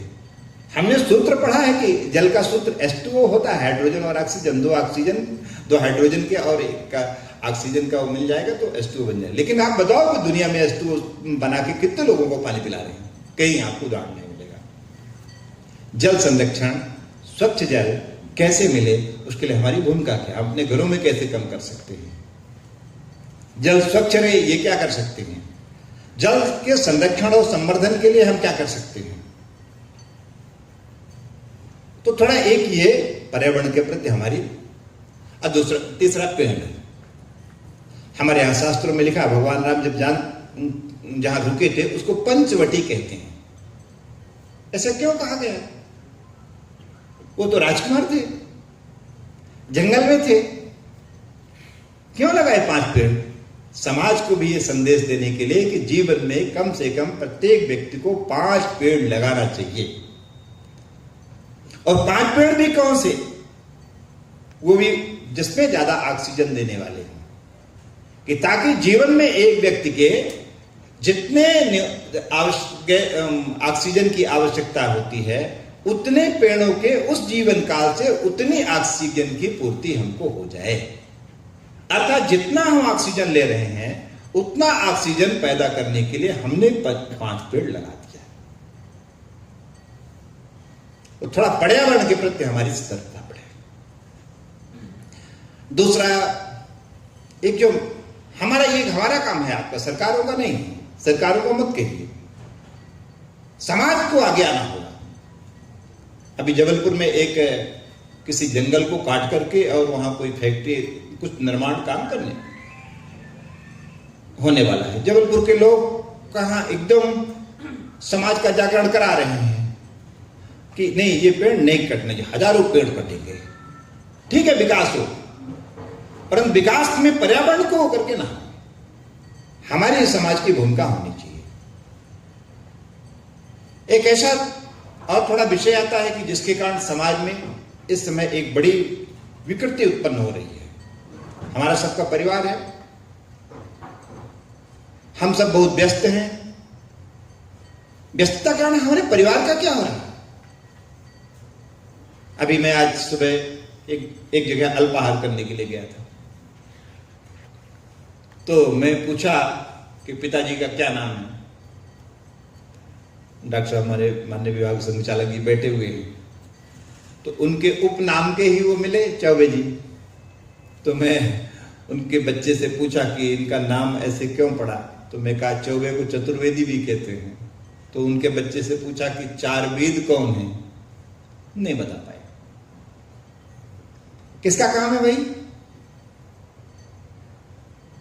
बच्चा वो सारी चीजें रटा है, और बहुत सारी चीजें उसको हम रटा देते हैं कि A for Apple, B for bed, C for पता नहीं क्या क्या, ये सब पता है, ये हम रटवा देते हैं। और जैसे ही कोई पहुंचेगा तो कहेंगे हाँ, टिंकल टिंकल लिटिल स्टार वाली कविता सुनाओ। वाह, हाँ, क्या बात है। लेकिन हम आप क्या अपने बच्चों को कभी अपने अपने, जैसे आप कबीर मठ के अपने संत जी बैठे हुए हैं, कबीर की वाणियों की कभी हमने, कबीर के दोहे के बारे में कभी उनको बताया? कबीरा खड़ा बाजार में ये लुए पाड़ा, जो घर फूको आपने तो मोरे। और पता नहीं ऐसे कितने हैं जो समाज को प्रेरणा देने वाले हैं। पाहन पूजे मैं मिले तो मैं पूज पहा, ऐसे कितने हैं। 4 वेद कौन सी है, 4 धाम कौन से हैं। तो ये हमारा जो कुटुंब है, तो कुटुंब के बारे में चिंता करना प्रत्येक हम सबका काम है। मुझे विचार करना पड़ेगा कि हम परिवार के साथ बैठ करके और कम से कम सप्ताह में 1 घंटे, सप्ताह में 1 दिन, कम से कम 2-3 घंटे के लिए परिवार के साथ बैठे। दिन आप हमें और आपको तय करना है, लेकिन बैठना जरूरी है। बैठेंगे नहीं तो दुष्परिणाम क्या आ रहा है? बच्चे अपनी बात अपने पिता से नहीं कह पा रहे हैं, दिन भर वो अपने व्यवसाय में व्यस्त है। माँ भी अगर व्यवसाय में है तो उनसे अपनी बात नहीं कह पाती हैं। बच्चों का फिर प्रेम माता पिता के प्रति नहीं रह जाता। इसलिए मैं सप्ताह में 1 दिन, कम से कम घंटे 2 घंटे, और तब तक संभव तो मोबाइल घंटे 2 घंटे के लिए न चलाए। और तो और जिन परिवारों में संभव हो वहां फैमिली पासवर्ड रखिए।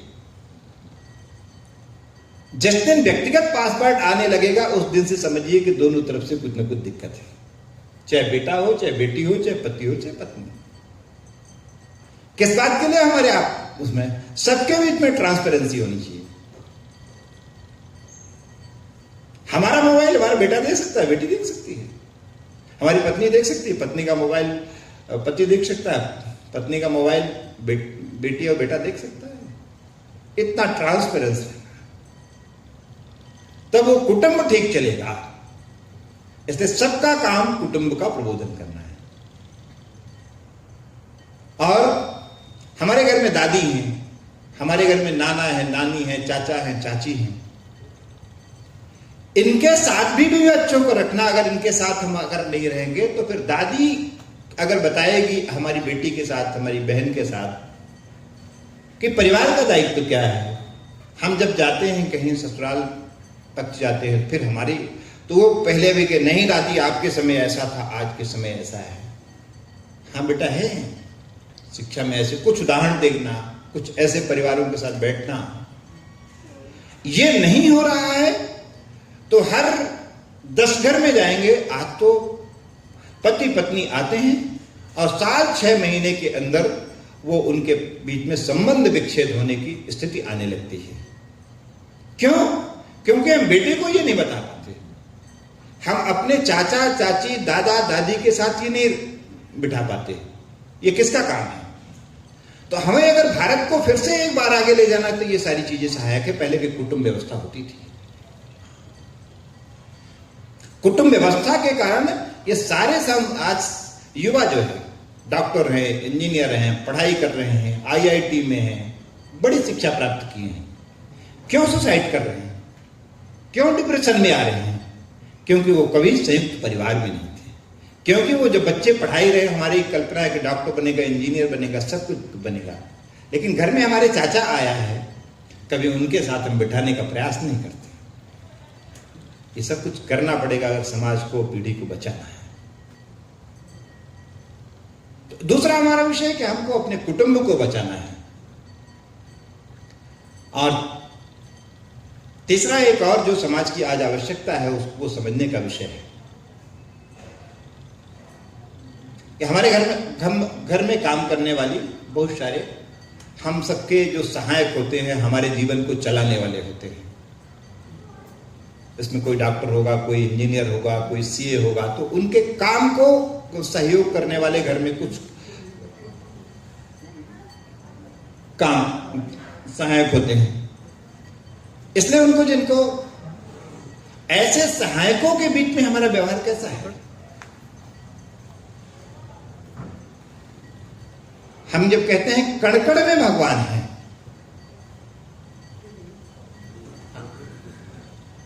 हम जब कहते हैं कड़कड़ में भगवान है,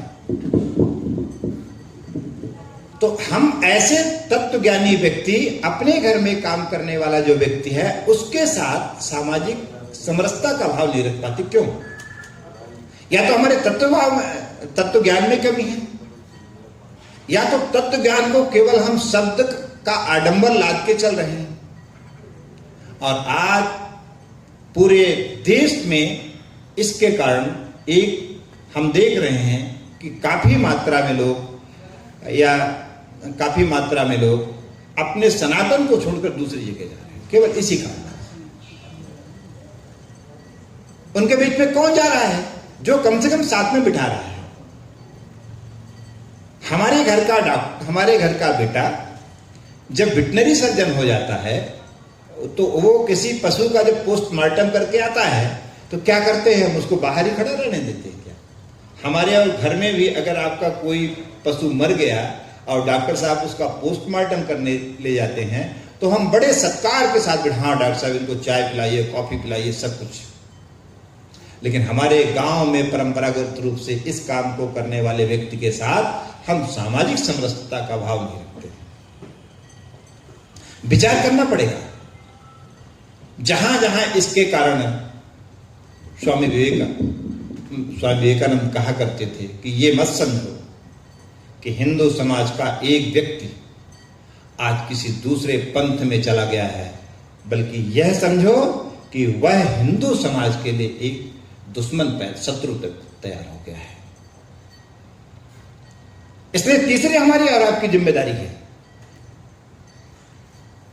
जैसे यहां अगर मान लीजिए 1000 वाट का बल्ब लगा दें तो जो 100 वाट के बल्ब होंगे तो उनका प्रकाश नहीं दिखेगा। हमारा बड़ा व्यापार है, हमारा बड़ा पद है, हमारा समाज में बड़ी प्रतिष्ठा है, तो हमारा काम क्या है? छोटों को अपने साथ लेकर चलने का। जो कम समझदार है, नहीं जानते, जिनको आवश्यकता है, तो ये एक संपूर्ण हिंदू समाज के लिए, इस भारत को बचाने के लिए, भारत मां को बचाने, अरे रहा होगा कभी कोई की, और ये था भी नहीं। मैं उस विषय पर नहीं जाऊंगा कि सामाजिक समरसता क्या है, लेकिन अगर आप देखेंगे तो मीराबाई के समाधि के बगल में भक्त रैदास की समाधि है। मीराबाई के गुरु जो थे भक्त रैदास थे 500 वर्ष पहले। जो रानी दुर्गावती थी, तो उनका जो मायका था वो चंदेल राजवंशों के यहां था।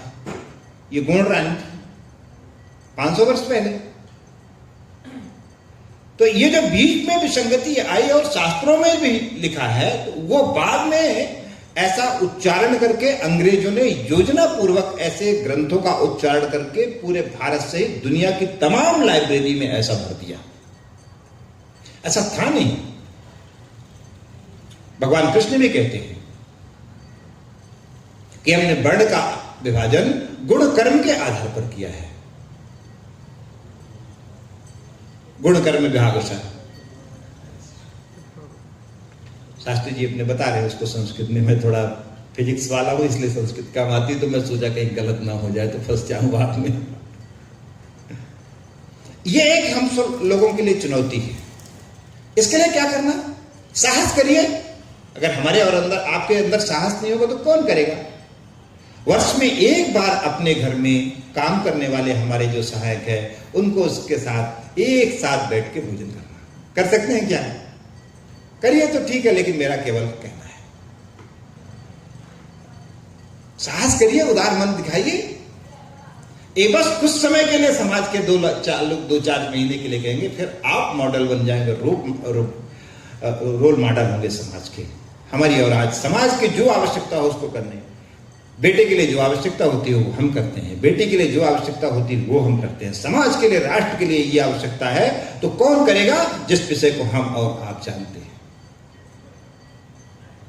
जो आज आवश्यकता है। तो एक सामाजिक समरसता एक समाज के लिए बड़ी एक आवश्यकता है। और एक बड़ा और विषय जो है, समाज अपने स्व का भाव विस्मृत कर रहा है। स्व का भाव जब जागृत होने लगता है तो ये बातें अपने आप। स्व के भाव में ये भी है कि हमारा स्व आज से 500 वर्ष पहले, 2000 वर्ष पहले कैसा था? क्या हमारा समाज ऐसे ही था कि जब ऐसे जाति पंथ में बटा हुआ था तब पूरी दुनिया में थे क्या? स्व ये भी है। अगर ऐसा होता तो भारत इतना समृद्धि ना होता। ऐसा होता तो भारत ऐसा ना होता कि आज केरल की राजधानी त्रिवेंद्रम में जो वहां पर अपना मंदिर है, उस मंदिर में खजाना कितना है, 2 दरवाजे खुले और गिनने के बाद भारत सरकार और आरबीआई के सारे कर्मचारियों ने कह दिया कि इतना खजाना है कि हम गिन नहीं पाएंगे। केवल एक मंदिर की बात।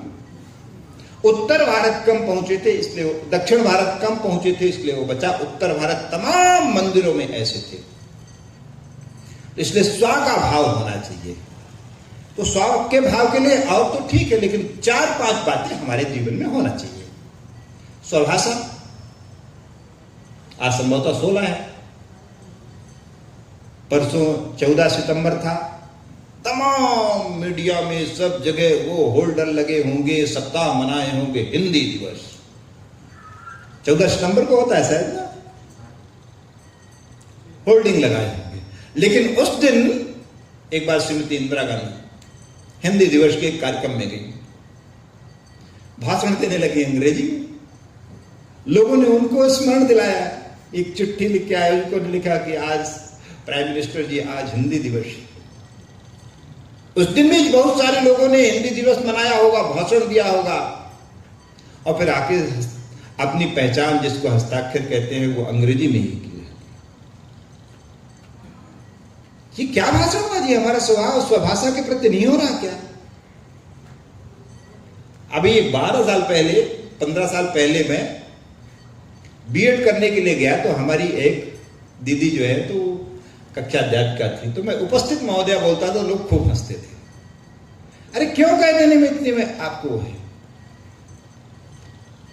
थोड़ा एक वर्ग में भी एक बार एक हमारे यहाँ कलेक्टर थी, उनको एक कोई गया और दीदी कह दिया तो कलेक्टर नाराज हो गई, मैं आपकी दीदी हूं क्या? नाराज हो गई। दीदी कह रहा है कितने श्रद्धा से कह रहा है, अपनापन के भाव से। स्वभाषा का जिस देश जात में जन्म लिया बलिदान उसी पर हो जाए। क्या कर सकते हैं? आज सब जगह विषय आता है कि आज जो राष्ट्रीय शिक्षा नीति 2020 आई है उसमें 5वीं तक की पूरी शिक्षा जो है तो मातृभाषा में ही होगी। दुनिया के जितने बड़े बड़े वैज्ञानिक पैदा हुए होंगे, भारत के जितने बड़े बड़े लोग अपने अपने क्षेत्र में उत्कृष्ट स्थान में पहुंचे होंगे, सब अपनी अपनी मातृभाषाओं में पढ़े हुए हैं। आप अगर इंग्लैंड और अमेरिका की बात करेंगे तो वहां की मातृभाषा अंग्रेजी है, इसलिए वहां वो प्रतिभाएं पल रही। हमारे यहाँ चाहे एपीजे अब्दुल कलाम की बात करें आप, चाहे चंद्रशेखर वेंकटरमण की बात करें आप, जिनको भौतिक विज्ञान में नोबेल पुरस्कार मिला था, चाहे रविन्द्रनाथ टैगोर की बात करें जिन्हें हिंदी साहित्य में मिला हो, चाहे महात्मा गांधी की बात करें, चाहे आप महर्षि अरविंद की बात करें, चाहे स्वामी विवेकानंद की बात करें, चाहे तुलसी बाबा की बात करें, चाहे सूर बाबा की बात करें, जिनकी भी बात करेंगे सबने अपने मातृभाषा में। तुलसी बाबा ने कितना बड़ा ग्रंथ लिख दिया कि आज तक उसका विकल्प नहीं है। किस कॉन्वेंट स्कूल में पढ़े थे, आज उन पर रिसर्च होता है, उनके रामायण पर रिसर्च होता है। तो एक तो भाषा हमको अपनी भाषा पर करवाना चाहिए। क्या क्या कर सकते हैं? आज मैं बताया कि जिस घर में मैं अल्पाहार करने लग गया तो उनके बेटे ने कहा आप पूरे नाम हिंदी में लिखेंगे क्या? होना चाहिए। तो एक तो भाषा, दूसरा भूषा। भूषा का मतलब हमारा पहनाव। हमारा पहनाव क्या है? हमको अपने पहनावे में गर्व है कि नहीं? जर्मनी में संस्कृत के प्रति बड़ा प्रेम है और वहां का जो हिटलर का चिन्ह था उसको स्वास्तिक का उल्टा था, लेकिन वो लोग मानते हैं कि आर्य जो है तो जर्मनी से गए हैं, ऐसा वो मानते हैं। और भारत में भी है, इसलिए थोड़ा उनके सिमिलरली है। तो वहां एक संस्कृत का सम्मेलन हुआ। भारत से एक बड़े आचार्य को बुलाएंगे और उनके स्वागत के लिए तमाम एयरपोर्ट से लेकर और विश्वविद्यालय तक वेदों की रिचाई लिखी थी। लेकिन वो जैसे ही एयरपोर्ट में उतरे तो कोट पैंट टाई लगा लिए और जैसे लगाए तो आयोजकों ने कहा कि श्रीमान जी हम आपको इसलिए नहीं बुलाए हैं, कोट पैंट टाई वाले तो जर्मनी में भरे हुए हैं। मैं तो सोचा कि जो संस्कृत का एकदम प्रखंड विद्वान होगा वो एकदम पांडित्य में जैसे आचार्य जी बैठे हुए हैं, संत जी बैठे हुए हैं, ऐसा होगा। तो यहां से अपने स्वामी विवेकानंद अमेरिका गए। जिस समय वो पहुंचे उनके पास कुछ नहीं था, भयंकर शीतलहर वहां चल रही थी, कोई परिचय नहीं था। शीत से बचने के लिए वो एक वहां का जो कूड़ेदान पहले उस समय बड़े बड़े होते थे, बड़े बड़े कंटेनर बने हुआ करते थे, उसमें वो शीत से बचने के लिए बैठे हुए थे, परंतु गिरवा वस्त्र पहने थे, भगवा वस्त्र धारण किए थे। वहां से एक महिला जाती है, देखती हैं कि एक ये गिरवा पहने हुआ कोई व्यक्ति बैठा हुआ है और वो दर्शन शास्त्र के प्रोफेसर थी। उन्होंने पढ़ा था कि भारत का जो व्यक्ति होता है, सन्यासी होता है, वो गिरवा वस्त्र पहनता। अमेरिका में वो 1893 में दिख जाए तो गाड़ी रोका, पूछी। दर्शन शास्त्र की प्रोफेसर 1893 में थी। उनके भूषा के कारण वो अपने घर ले गई, वहां पर सब उनकी रुकने की व्यवस्था की और फिर विश्व धर्म सम्मेलन में उनको उन्हीं के माध्यम से जाने का अवसर मिला। तो इस भाषा भूषा में हमें अपना गर्व होना चाहिए। और तीसरा भजन। हमारे घर में क्या चल रहा है? सुबह उठते ही किस प्रकार के भजन लगते हैं?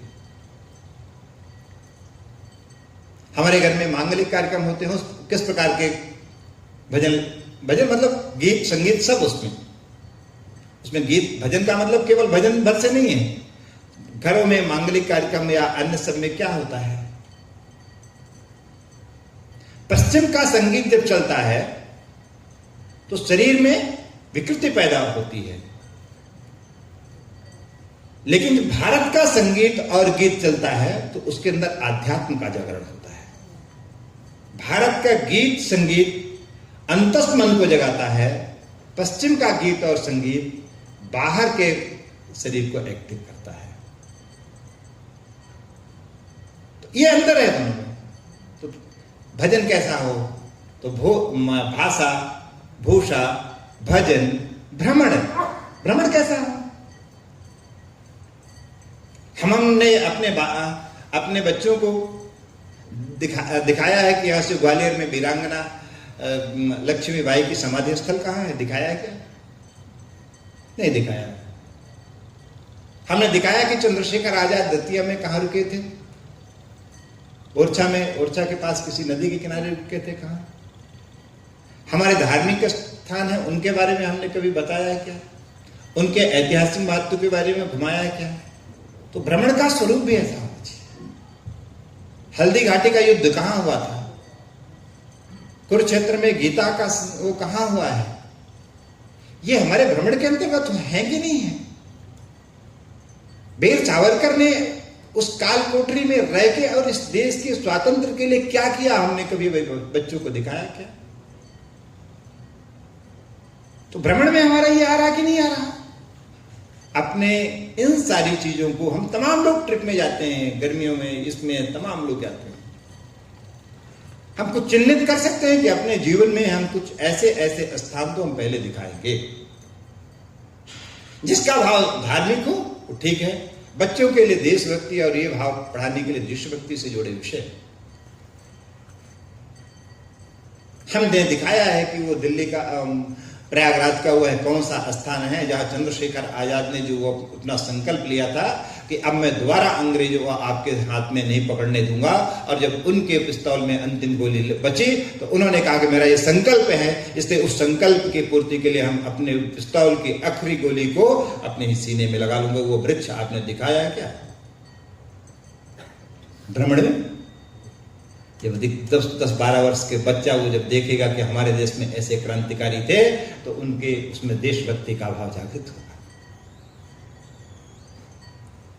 जब अंडमान की काल कोठरियां देखेंगे तब देखेंगे कि फिर सावरकर के बारे में वो चाहे नेट में सर्च करे या कहीं ना कहीं उसके बारे में पढ़ेंगे। जब चाफेकर बंधु के बारे में पढ़ेंगे तो उनको मालूम होगा। और जब उधम सिंह की जन्मस्थली दिखाएंगे तो कहेंगे ये वही व्यक्ति है जो इंग्लैंड में जाके और जलियांवाला बाग करने वाले की शरीर उसकी छातियों को छिलने कर दिया था। तो भ्रमण में ऐसे स्थान भी हमारे होने चाहिए। और भवन, तो भजन में भ्रमण में क्या होना चाहिए? भवन में हमारे घर में जैसे प्रवेश करते हैं तो कि दिखता है कि नहीं हमारा हिंदू घर है कि नहीं? हिंदू घर की कुछ आइडेंटिटी होनी चाहिए, हमारी संस्कृति, और उस पर तमाम दुनिया के लोग सबको कर रहे हैं। उसके में थोड़ा हमारे हिंदू घरों में कुछ अपने देवी देवताओं स्वास्तिक जिसको जो मानते हैं घर में भी वो देखना चाहिए। वास्तु के हिसाब से सारी चीजों का वो रहना चाहिए। संभव हो तो बैठक कक्ष में 10 दिशाओं के नाम लिखना चाहिए। आने वाले दिनों में ये सारी विषय आना चाहिए। तो एक तो स्वबोध का थोड़ा विषय ये महत्वपूर्ण है, और तो और हमको सारे क्षेत्रों में स्व के बारे में थोड़ा विचार करना है। बड़े आश्चर्य की बात बताऊंगा आपको कि जब 1998 में अटल जी की सरकार बनी, उसके पहले भारत में जो बजट पेश होता था तो वो बजट पेश होता था 5:30 बजे। 5:30 बजे क्यों होता था कि जब भारत में अंग्रेजों का शासन था तो जब वहां 12 बजता था तो भारत में 5:30 घंटे का अंतर इंग्लैंड और उसके टाइम में। तो मतलब वो समय और ये समय एक रहा। तो 1947 से लेके और 1998 तक लगातार वो परंपरा चलती रही। भाई कहेंगे ये 5:30 बजे बजट क्यों पेश होता है, तो ये कारण निकला। तब फिर वो बजट 11 बजे पेश होने लगा। ये अपने स्व के अनुभूति होनी चाहिए। अभी नौसेना दिवस था।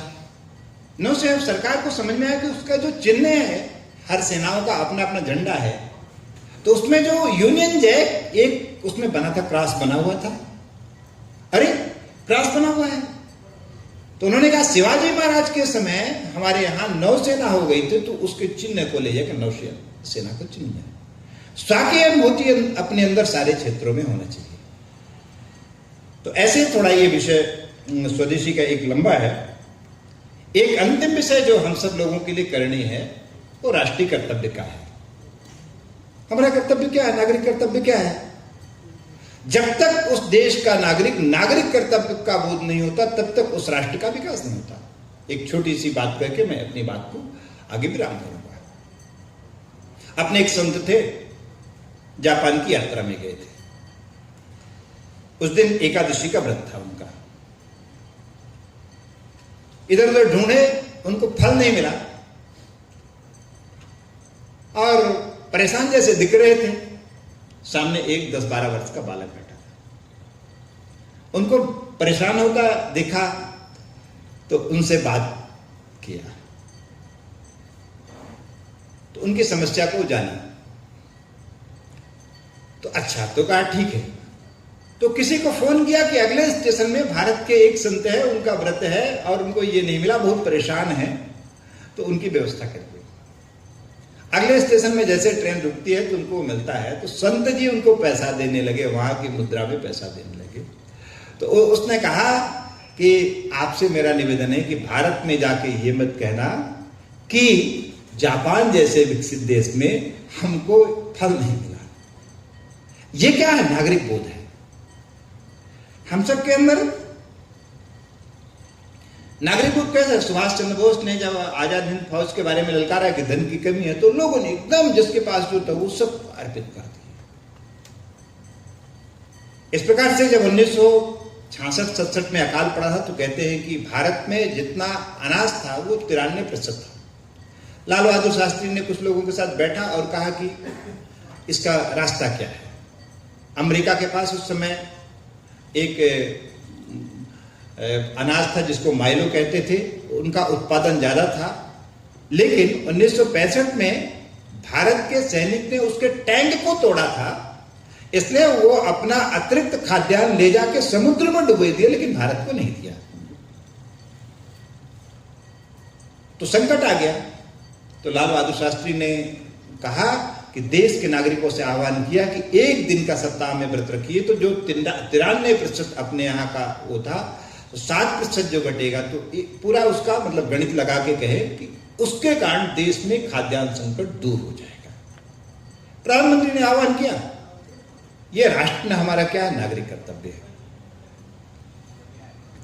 ऐसे अभी एक मोबाइल बनाने की बड़ी कंपनी है ओप्पो, आप सब जानते होंगे, ये चाइना की है। तो विश्व व्यापार के जो विश्व व्यापार संगठन के संबंध है, उनके कारण उसने अपना एक शोरूम टोक्यो में खोला। 6 महीने तक टोक्यो में वहां ग्राहक जाते थे तो उनको खाने पीने अल्पाहार की सब व्यवस्था थी कि अगर कोई भी जापानी आके वहां बैठेगा, सारी व्यवस्था थी। और उसके मूल्य में 50% की कमी किए थे उनका जो ओप्पो का सेट था। 6 महीने तक वो वहां शोरूम रहा, एक भी जापानीज वो नहीं लिए, सेट नहीं लिए। तो इसके पीछे स्वदेशी और दूसरा अपना क्या है? नागरिक कर्तव्य। तो हमारा नागरिक कर्तव्य है। यहां कोई छोटी छोटी बातें हो जाती हैं, ट्रेन बंद कर दो, ये नागरिक कर्तव्य है क्या? हम छोटे जिस मोहल्ले में रहते हैं, तो मैं पहले कहा कि एक उस मोहल्ले को कैसा हम ठीक कर सकते हैं। वहाँ जलने वाली स्ट्रीट लाइट, उसमें जो बिजली लगी हुई है, छोटे छोटे कामों से ही हमें आपको शुरू करना पड़ेगा। छोटा काम क्या हो सकता है? जापान में जब हड़ताल होती है तो अगर मान लीजिए जूते की फैक्ट्री बनाते हैं तो वहाँ का जो कर्मचारी होते हैं तो काम नहीं बंद करते, कहेंगे हम एक ही बाएं पैर भर का चप्पल बनाएंगे, तो एक पैर का कौन लेगा, लेकिन काम नहीं बंद करते। फिर जब काम में लौटते हैं तो फिर दाहिने वाला बनाएंगे तो वो बैलेंस हो जाता है। यहाँ कोई छोटी रेल रोक रहे हैं, सरकारी संपत्तियां जला रहे हैं, ये क्या है देशभक्ति भाई? ये मांग करने का क्या तरीका है भाई? हमें समाज को बताना पड़ेगा। तो अपने मोहल्ले से लेके, अपने घर से लेके और देश तक के इस प्रकार के राष्ट्रीय कर्तव्यों के बारे में जब विचार करेंगे, तब ये हमारा जो पहला प्राचीन भारत था वैसा भारत फिर से हमारा बनेगा। और हमारे यहाँ ये देख रहे हैं, प्रधानमंत्री जी भी आह्वान कर रहे हैं कि 2047 तक हमारा भारत विकसित राष्ट्र बन जाए, ऐसा राष्ट्र जो संपूर्ण विषय को अपने ज्ञानशील के आधार पर क्षमा देने में सक्षम, सामर्थ्य और समृद्ध हो, ऐसा राष्ट्र निर्माण करने में हम सबकी भूमिका हो। आप सब लोग 1 घंटे तक मेरी बात को सुनते रहे, इसके लिए आप सबको हृदय से धन्यवाद करते हुए अपनी वाणी को विराम देता हूं।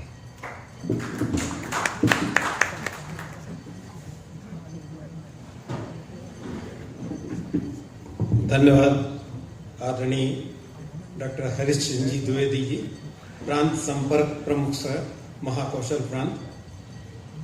तो निश्चित रूप से पुण्य श्लोका देवी अहिल्याबाई होलकर के जीवन वृतांत के संग हमें सामाजिक कार्य, स्वानुभूति, राष्ट्रीयता, शिक्षा, संस्कार, संस्कृति, भाषा, स्वदेशी जागरण, पर्यावरण, राष्ट्र निर्माण, अपने इतिहास पर गौरव और नागरिक कर्तव्य के बारे में ढेर सारी बातें सुनने लगी, जो आपका मार्गदर्शन है निश्चित रूप से हम सब आत्मसात करेंगे।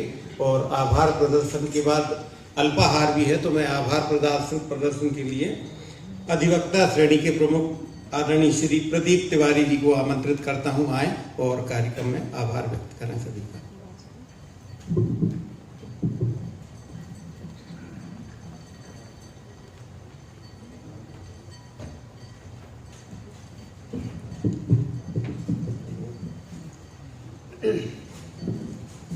आज के राष्ट्रीय स्वयंसेवक संघ सागर के व्याख्यान माला में कार्यक्रम में पधारे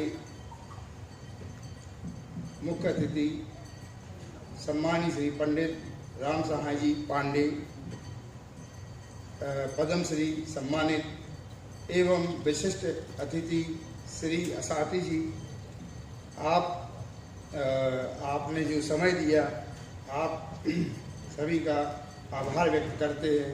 आज के कार्यक्रम में मुख्य वक्ता श्रीमान डॉक्टर हरीश चंद्र जी द्विवेदी, प्रांत संपर्क प्रमुख, महाकौशल प्रांत, आपने जो वक्तव्य दिया, हम सभी राष्ट्रीय स्वयंसेवक संघ के अधिकारी एवं कार्यकर्ता आप सभी का आभार व्यक्त करता हूँ।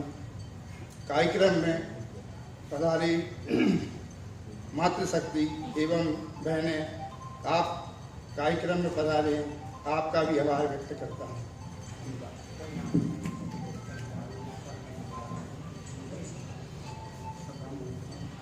कल्याण मंत्र सावधान। सर्वे भवन्तु सुखिनः, सर्वे भवन्तु सुखिनः, सर्वे सन्तु निरामयाः।